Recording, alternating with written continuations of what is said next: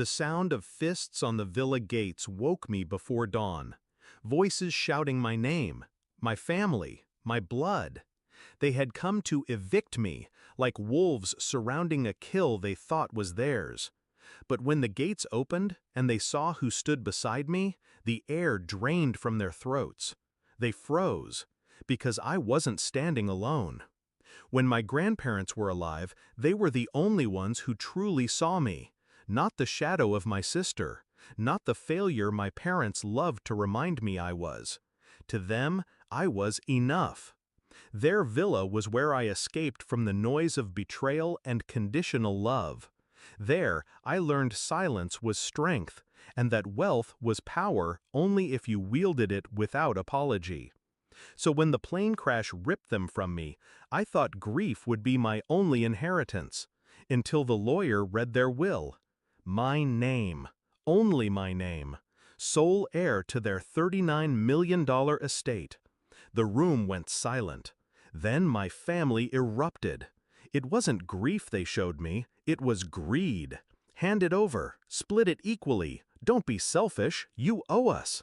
They circled like vultures, pretending their demands were moral, when in truth they were rabid for the fortune they never earned. I refused, quietly, firmly. That's when the masks slipped. Threats, cold shoulders, plans whispered when they thought I couldn't hear. They treated me like a trespasser in the home my grandparents had given me. And the next day they came, united, furious, to tear it from me by force. They expected weakness, tears, pleas. But I wasn't the same child they used to control. Grief had sharpened me, inheritance had armored me, and I had been preparing. The night before, I made calls, strategic ones. I secured my position, fortified my claim, and ensured that when the confrontation came, I wouldn't just defend myself, I would end their illusion of power, permanently. When they arrived at the villa, they found me waiting at the gates, calm, unmoved. Beside me stood the lawyer who held the original will, notarized and ironclad, every clause spelled out, every signature beyond dispute. He was ready to crush their arguments before they left their mouths.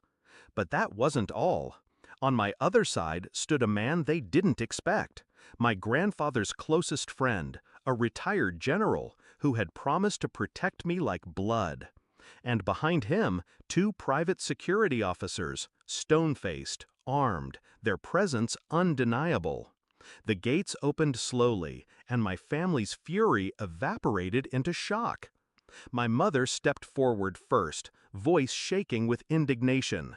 "This house doesn't belong to you. We're your family. We'll decide what happens here." I let her words hang in the air. Then I handed her a single sheet of paper, the court order confirming my sole ownership, signed by a judge that very morning. Her hands trembled. She tried to speak, but the lawyer cut her off. "Attempting to remove my client from this property will result in criminal trespass charges. You will be prosecuted." My father blustered, red-faced, trying to summon authority he no longer held. "You wouldn't dare!" The general stepped forward, his voice quiet but lethal. "She already has. Leave. Now." And in that moment I saw it, the realization dawning in their eyes. They hadn't come to take from me. They had walked straight into their own defeat. They thought blood made them powerful, but blood without loyalty is nothing. They left that morning, broken, scattered, their unity dissolved the moment power slipped from their grasp. The villa is silent now, but it doesn't feel empty. My grandparents' presence lingers in every stone, every vineyard row stretching toward the horizon.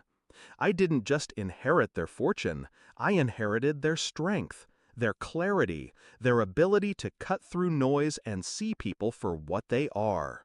My family thought they could erase me, consume what was mine, rewrite the story. But they forgot something critical. The will wasn't just paper. It was a weapon, and I knew exactly how to use it.